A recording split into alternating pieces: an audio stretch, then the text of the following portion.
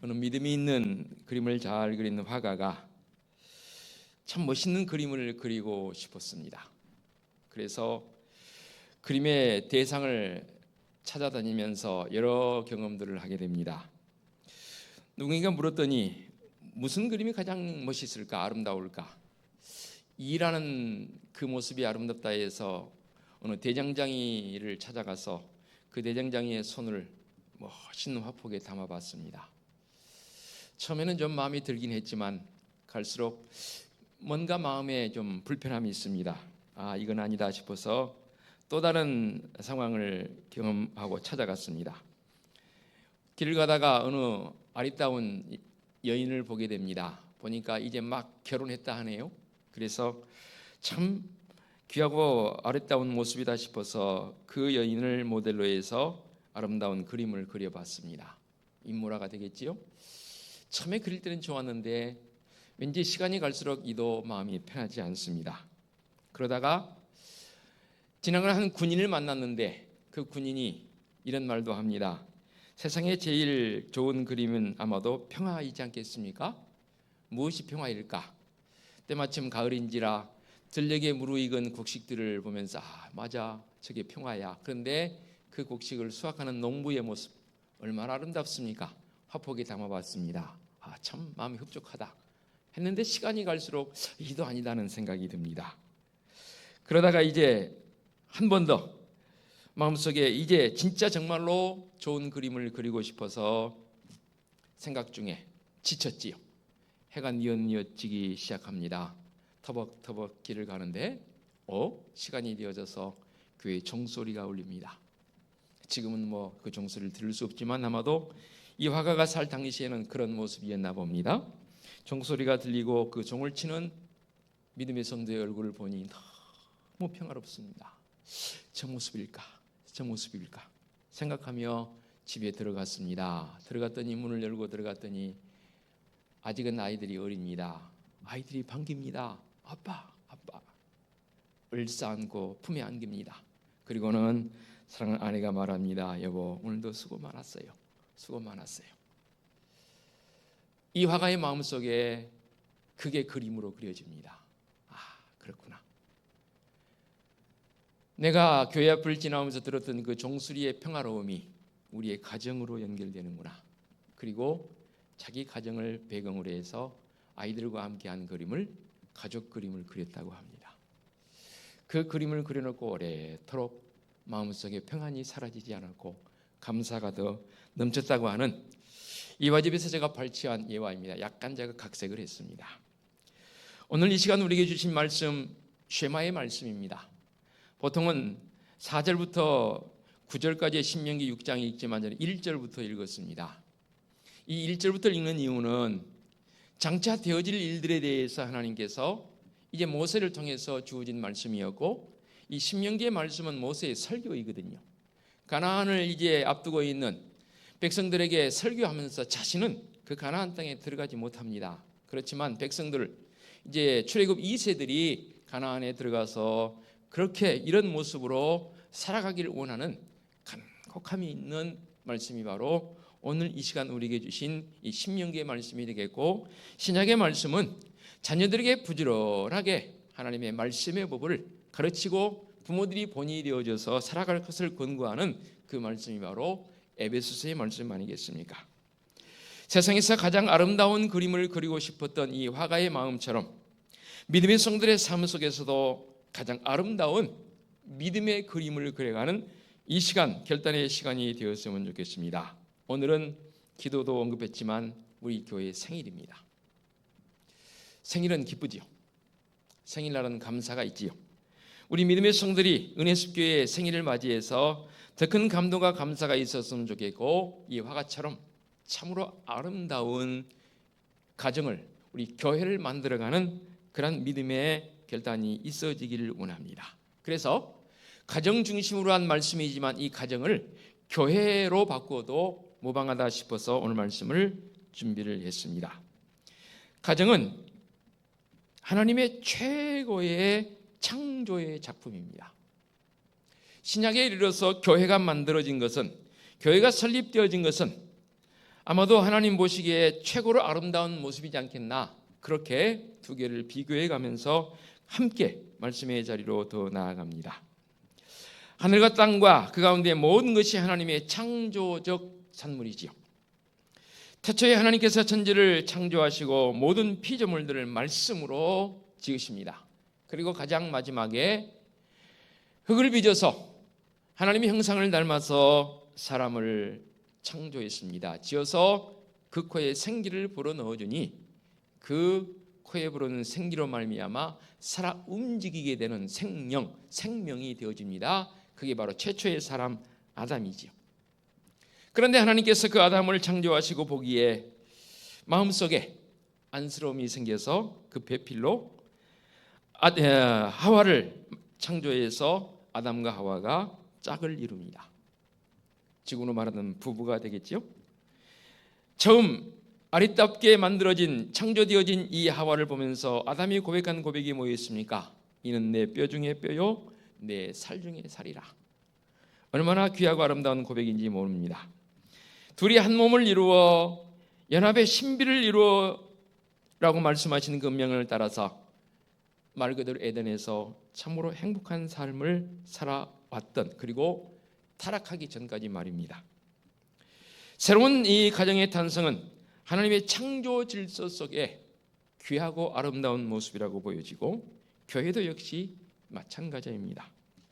에덴, 파라다이스 아닙니까? 에덴이란 뜻이 여러분 알고 계시듯이 기쁨이란 뜻입니다. 파라다이스 천국에는 기쁨이 있습니다. 하나님께서 만들으신 최초의 가정 아담과 하와의 그 가정은 참으로 기쁨이 있었습니다. 우리의 가정도 이 기쁨이 있어지기를 원합니다. 그래서 어느 분의 고백처럼 홈 스위트 홈, 우리의 가정은 이렇게 스위트한 가정이 되어지기를 간절히 바라면서, 먼저는 가정은 경건한 자손의 산실이 되어줘야 합니다. 교회가 그러해야 합니다. 말라기 2장 10절에 이런 말씀이 있습니다. 우리는 한 아버지를 가지지 아니하였느냐, 한 하나님께서 지으신 바가 아니냐.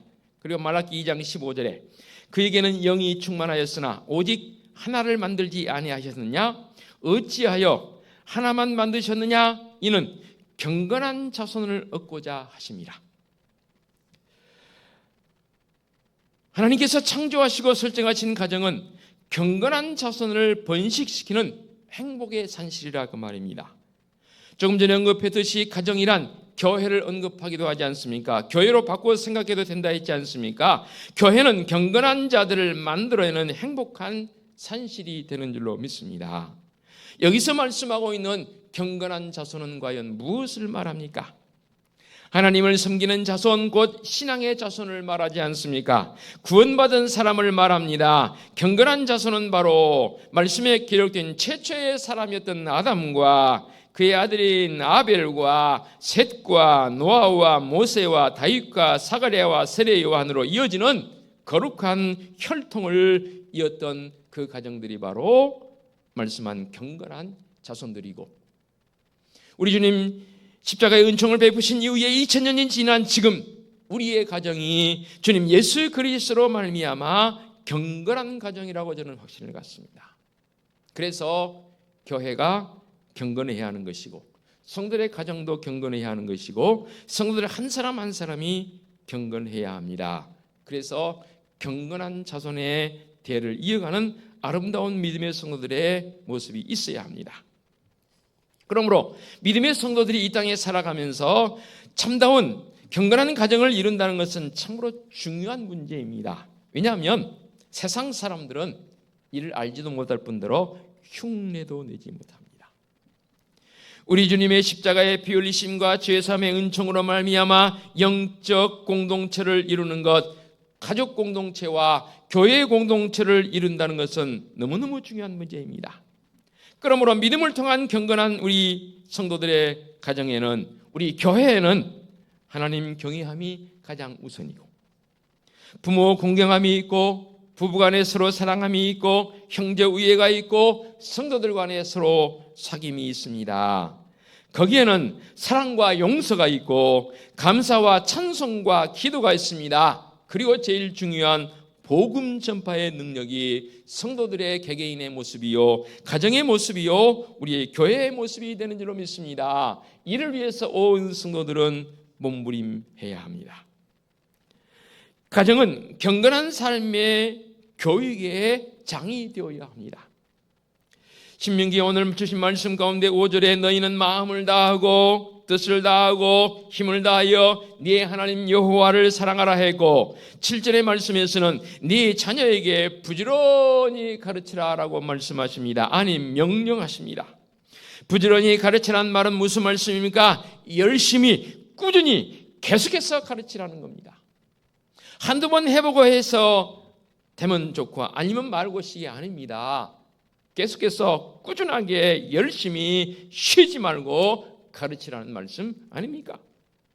그래야 할 이유는 사탄의 역사가 계속되기 때문입니다. 우리의 자녀들이 성장해 가면서 영적 깊이를 더해간다는 것은 믿음의 성도들이 부모들이 지켜볼 때에 중요한 문제이기 때문입니다.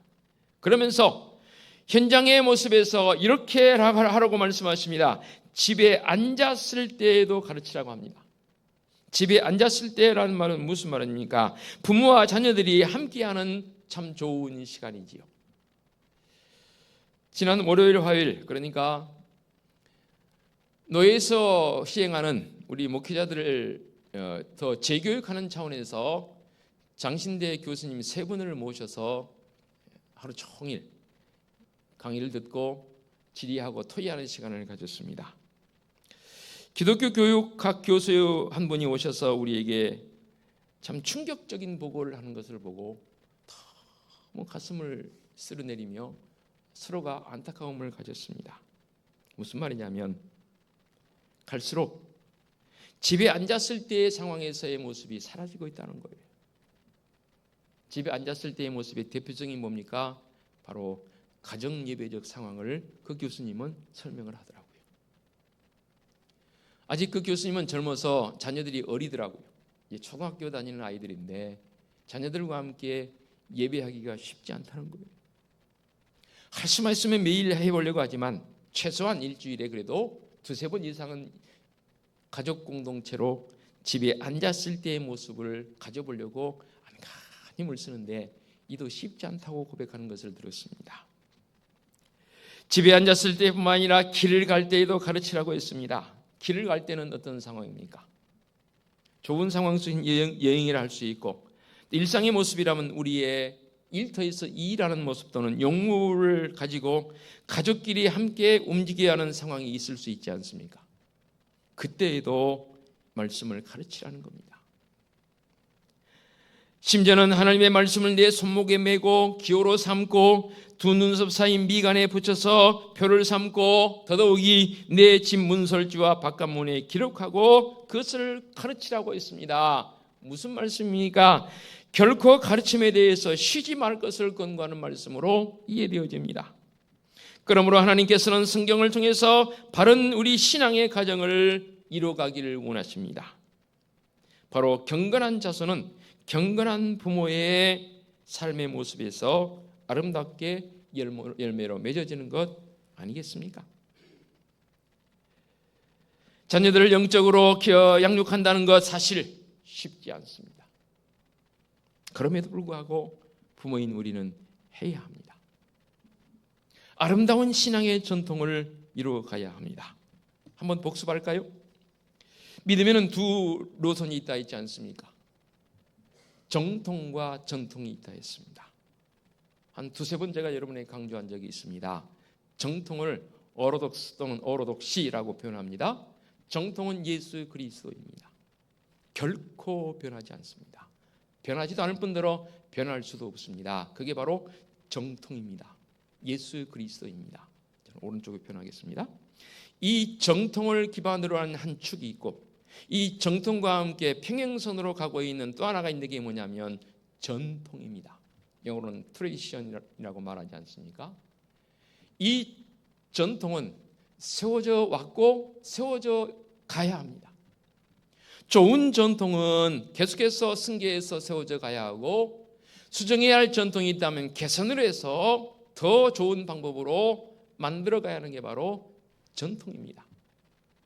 그 전통의 중심에 누가 있습니까? 바로 우리의 가정, 우리의 교회가 있습니다. 올해 우리 교회 몇 년 차라고요? 34년 된 교회입니다. 요즘은 34세는 청년으로 분류합니다. 과거에 수명이 짧던 시절에는 이 34세의 나이는 중년으로 구별이 됐었지요. 세계 보건기구에서 구별해 놓은 이 나이 분포를 보니까 좀 우리의 개념과는 많이 다르더라고요. 60세까지를 청년으로 구별했더라고요. 60세까지. 그리고 60에서 80을 이제 중년, 80세 이후를 노년으로 구분하더라고요. 우리는 그렇게 구별하지 않지요. 보통 중년하면 청년은 한 30대까지, 40, 50대, 60대까지를 중년, 그리고 60대 이후를 노년으로 구분짓는데, 믿음의 부모인 우리가 우리의 자녀들을 사랑으로 양육해 가기 위해서는 부모들이 먼저 그 사랑을 경험해야 합니다. 무슨 사랑을 말합니까? 십자가의 사랑, 우리 하나님의 그 크신 은혜의 사랑 말입니다. 그 사랑을 경험해서 내가 전통을 만들어 가야 합니다. 그 전통은 나로 끝나는 게 아니고 우리의 자녀들에게 전승되어져야 합니다. 그리고 그 자녀들은 또 다른 자녀들에게 전승되어져야 바른 전통이 되는 것이지요. 다시 언급합니다. 정통인 예수 그리스도는 계속 세워져 있는 상태이고, 그 정통을 중심해서 전통을 세워간다는 것, 곧 달리 말하면 역사를 만들어가는 것이지요. 그러려면 부모인 우리가 하나님의 사랑을 먼저 경험한 자여야 합니다. 오늘 신명기의 말씀에 기록되어진 이 말씀의 쉐마의 말씀은 첫 번째 조건이 바로 부모들이 신앙적 모범을 보일 것을 말씀하고 있습니다. 그래서 말씀을 통해 자녀들에게 하나님을 만나게 해 주어야 합니다. 그 교수님이 와서 충격적인 그래프를 통해서, 수치를 통해서, 숫자를 통해 보고하는데요, 현재 한국의 청소년, 그러니까 티네이저, 10대들의 복음화율, 소위 말해서 우리 자녀들의 복음화율이 몇 프로냐? 3.8%로 보고를 합니다. 그러면서 청년들의 복음화도 보고를 하더라고요. 청년들의 복음화는 2.8%입니다. 그러면서 이렇게 말씀을 하시더라고요. 100명 가운데 10대 아이들, 청소년들 100명 가운데 3.8명만 교회를 나온다는 거죠. 청년들은 100명 가운데 2.8명만 교회를 나온다는 거죠. 나머지 3.8명이면 4명으로 잡고 96명은 교회를 나오지 않는다는 거죠. 그러면 부모들의 복음화율이 그런 거냐? 아닙니다. 부모들의 복음화율은 훨씬 더 두 자리로 올라갑니다. 근데 왜 그러면 청소년들의 청년들이 수치가 이렇게 낮은 것이냐? 그래도 청년들보다 수치가 높은 이유는 청소년 때는 아직 부모의 말을 듣기 때문에 그런다라고 그 교수님은 보고를 하더라고요. 그래도 반강제적이라도 야 교회 가자, 아니면 교회 가라 해서 권함을 받았기에 그나마 3.8%이지 청년들은 가라 해도 안 갑니다. 2.8%라고 하니 충격이었습니다. 왜 제가 이런 수치를 말씀드리냐면, 부모들의 직접적인 본이 보여지는 신앙적 행위가 너무너무 중요하기 때문입니다. 내가 하나님을 만나고 주님 예수 그리스도를 만나서 그 만남의 모습이 자녀들에게 소개되어져야 비로소 자녀들이 하나님을 만나고 주님을 만나더라는 거지요. 그러면서 믿음의 성도들의 가정은 믿음의 가정으로 그 분위기를 만들어야 될 당위성을 우리가 가지고 있습니다. 분위기라는 말은 참 중요하지요. 늘 다툼이 있는 가정의 분위기는 아이들이 바른 정서적 모습으로 자라지 않습니다.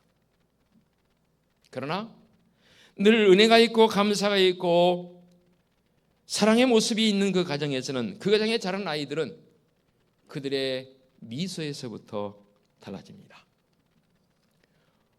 불과 며칠 전에 제가 참 놀라운 보고를, 의학적으로 보고하는 것을 제가 어느 매체를 통해 들었습니다. 신앙의 보고가 아니고 그냥 일반적인 보고더라고요. 감사가 있는 그 감사적 표현 속에서 일어나는 이 신체의 변화를 의학적으로 분석해서 보고를 했습니다. 놀라운 변화가 일어납니다. 하물며 우리는 일반적인 감사가 아니라 우리의 마음속의 중심에 있는 주님 예수 그리스도를 통한 하나님을 향한 감사적 마음은, 남다른 감사적 마음이 우리에게 있잖아요. 그 감사의 마음을 담고 부모인 우리가 살아갈 때에 그것을 따라 전통이 이어지는, 우리의 자녀들에게 이어지는 이 신앙적 감사의 모습은 어쩌면 의학적으로 분석이 불가능할 정도의 놀라운 은총이 있는 줄로 믿습니다. 그러므로 믿음의 성도들은 이 땅에 살아가면서 우리의 삶 자체가 우리 자녀들에게 교육이 되기 위한 성도들의 수고와 헌신과 노력이 있어야 됩니다. 이 쉐마 교육은 놀랍도록 그들의 전통을 이어지게 하는, 신앙적 전통을 이어지게 하는 은혜의 능력의 말씀 아니겠습니까? 그래서 오늘 신명기 6장 4절의 9절의 말씀과 더불어서 신명기 11장 13절과 21절, 민수기 15장 37절 41절의 말씀을 설교자의 마음을 가지고 빨리 제가 여러분들에게 봉독해 올리겠습니다. 다시 한번 음합니다. 신명기 6장 4절 9절. 이스라엘아 들으라, 우리 하나님 여호와는 오직 유일한 여호와시니 너는 마음을 다하고 뜻을 다하고 힘을 다하여 네 하나님 여호와를 사랑하라. 오늘 내가 네게 명하는 이 말씀을 너는 마음에 새기고 네 자녀에게 부지런히 가르치며 집에 앉았을 때든지 길을 갈 때든지 누워있을 때든지 일어날 때든지 이 말씀을 강론할 것이며 너는 또 그것을 네 손목에 메어 기호를 삼으며 네 미간에 붙여 표를 삼고 또 내 집 문설주와 바깥문에 기록할지니라. 신명기 11장 13절 21절입니다. 내가 오늘 너희에게 명하는 내 명령을 너희가 만일 청종하고 너희의 하나님 여호와를 사랑하여 마음을 다하고 뜻을 다하여 섬기면 여호와께서 너희의 땅에 이른 비 늦은 비를 적당한 때에 내리리니 너희가 곡식과 포도주와 기름을 얻을 것이요